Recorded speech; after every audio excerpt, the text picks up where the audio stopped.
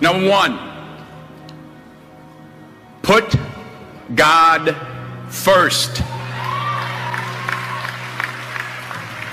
Put God first in everything you do. Everything that you think you see in me, everything that I've accomplished, everything that you think I have, and I have a few things, everything that I have is by the grace of God. Understand that. It's a gift. 40 years ago, March 27th, 1975, it was 40 years ago, just this past March, I was flunking out of college. I had a 1.7 grade point average. I hope none of you can relate. I had a 1.7 grade point average. I was sitting in my mother's beauty shop. They still call it beauty shops now? What they call it now? Yeah, I was sitting in the beauty parlor. I was sitting in my mother's beauty parlor, and I'm looking in the mirror, and I see behind me this woman under the dryer. And every time she looked up, every time I looked up, she was looking at me, just looking me in the eye. And I didn't know who she was, and I said, you know, she said, somebody give me a pen, give me a pencil, I have a prophecy. March 27, 1975, she said, boy, you are going to travel the world and speak to millions of people. Now, mind you, I was flunked out of college. I'm thinking about joining the army. I didn't know what I was going to do, and she's telling me I'm going to travel the world and speak to millions of people. Well, I have traveled the world, and I have spoke to millions of people. But that's not the most important thing, the success that I had. The most important thing is that what she taught me and what she told me that day has stayed with me since. I've been protected. I've been directed. I've been corrected. I've kept God in my life, and it's kept me humble. I didn't always stick with him, but he always stuck with me. So stick with him in everything you do. If you think you want to do what you think I've done, then do what I've done and stick with God. Number two, fail big. That's right. Fail big. Today is the beginning of the rest of your life, and it can be very frightening. It's a new world out there. It's a mean world out there, and you only live once. So do what you feel passionate about. Take chances professionally. Don't be afraid to fail. There's an old IQ test, was 9 dots, and you had to draw 5 lines with a pencil within these 9 dots without lifting the pencil. The only way to do it was to go outside the box. So don't be afraid to go outside the box. Don't be afraid to think outside the box. Don't be afraid to fail big, to dream big. But remember, dreams without goals are just dreams, and they ultimately fuel disappointment. So have dreams, but have goals. Life goals, yearly goals, monthly goals, daily goals. I try to give myself a goal every day. Sometimes it's just to not curse somebody out. Simple goals, but have goals. And understand that to achieve these goals, you must apply discipline and consistency.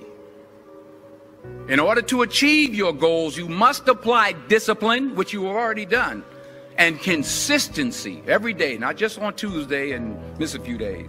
You have to work at it every day. You have to plan every day. You've heard the saying, we don't plan to fail, we fail to plan.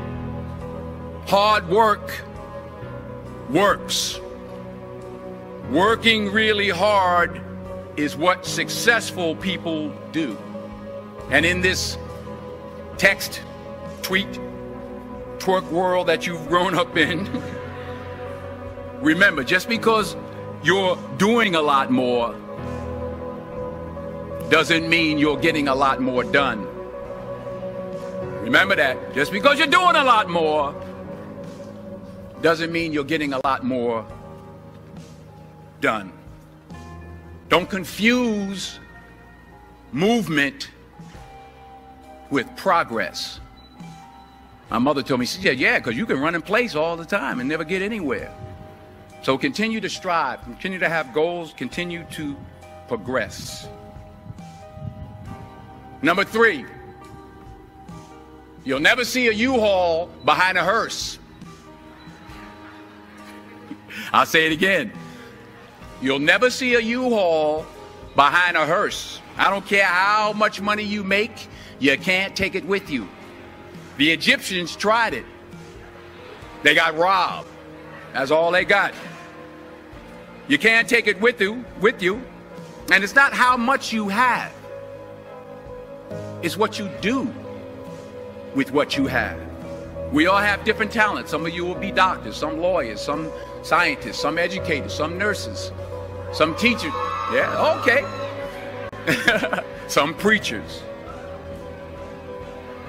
The most selfish thing you can do in this world is help someone else. Why is it selfish? Because the gratification, the goodness that comes to you, the good feeling that I get from helping others, nothing's better than that. Well, one or two things, but nothing's better than that. Not jewelry, not big house I have, not the cars, but it's the joy. That's where the joy is, in helping others. That's where the success is, in helping others. Finally, I pray that you put your slippers way under the bed tonight, so that when you wake up in the morning, you have to get on your knees to reach them. And while you're down there, say thank you for grace. Thank you for mercy. Thank you for understanding. Thank you for wisdom. Thank you for parents. Thank you for love. Thank you for kindness. Thank you for humility. Thank you for peace. Thank you for prosperity. Say thank you in advance for what's already yours. That's how I live my life. That's why I am, one of the reasons why I am today. Say thank you in advance for what is already yours. True desire in the heart for anything good is God's proof to you, sent beforehand to indicate that it's yours already. I'll say it again. True desire in the heart, that itch that you have, whatever it is you want to do, that thing that you want to do to help others and to grow and to make money, that desire, that itch, that's God's proof to you, sent beforehand already to indicate that it's yours. And anything you want good, you can have. So claim it. Work hard to get it. When you get it, reach back. Pull someone else up. Each one, teach one. Don't just aspire to make a living. Aspire to make a difference. Thank you.